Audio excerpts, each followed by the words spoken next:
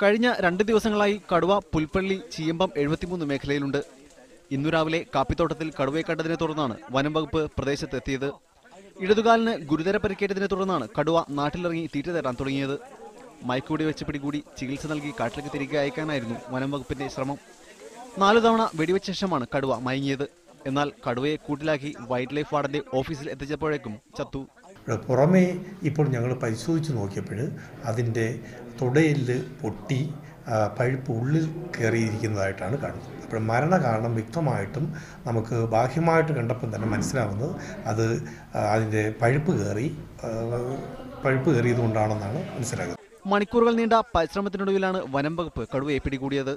Pookode veterinary സർവകലാശാലയിലെ doctor Arun സക്കരയുടെ നേതൃത്വത്തിൽ ഏറെ നേരം പണിപ്പെട്ടാണ് കടുവയെ മയക്കുവെടി വെച്ചത്. വൈകിട്ട് 3:30യോടെയാണ് കടുവയെ കൂട്ടിലാക്കി വൈൽഡ് ലൈഫ് വാർഡന്റെ ഓഫീസിൽ എത്തിച്ചത്. മീഡിയ 1 വയനാട്.